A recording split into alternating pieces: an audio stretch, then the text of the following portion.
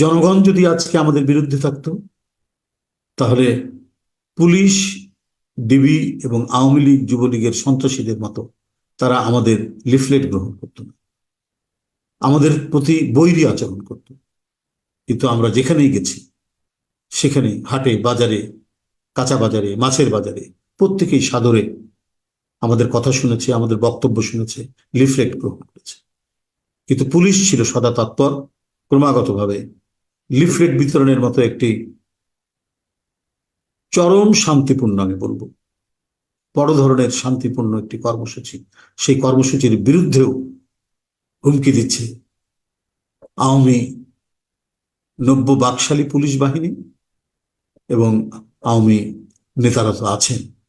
এর মধ্যেও সাহসে ভর করে সারা দেশে গণতন্ত্রকামী রাজনৈতিক দলগুলোর নেতা কর্মীরা তারা সাধারণ মানুষের কাছে লিফলেট বিতরণ করে এই কর্মসূচিকে সফল করেছে।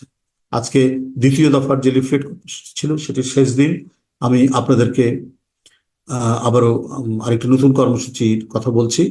আপনি জানেন, আগামীকাল 31শে ডিসেম্বর এবং আগামী পরশুদিন 1 জানুয়ারি, এটি সাধারণত অনেকেই এই দুটি দিন নানাভাবেই তারা উৎসব করেন এবং দিনটিকে উপভোগ করার চেষ্টা করেন।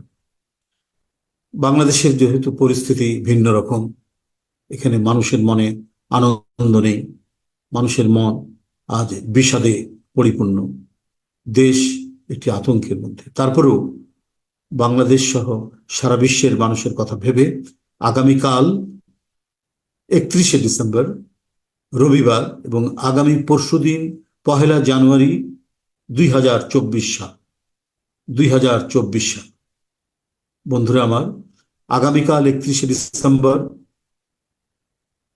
বছরের শেষ দিন 2023-এর, এবং আগামী পরশুদিন 1 জানুয়ারি 2024 সাল, এই দুই দিন আবারও গণসংযোগ এবং লিফলেট বিতরণ কর্মসূচি পালন করবে বাংলাদেশ জাতীয়তাবাদী দল সহ সমস্ত সমমনা দলগুলো।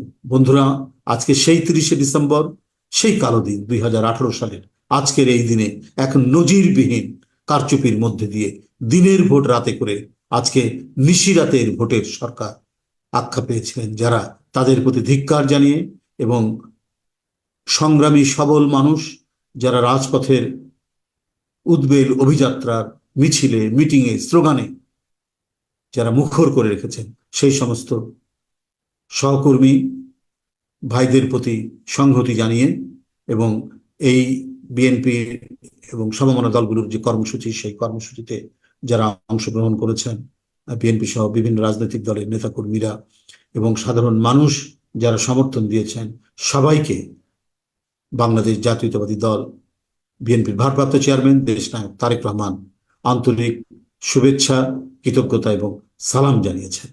আমি আপনাদের সকলকে ধন্যবাদ জানিয়ে আমার বক্তব্য শেষ করছি। খোদা হাফেজ।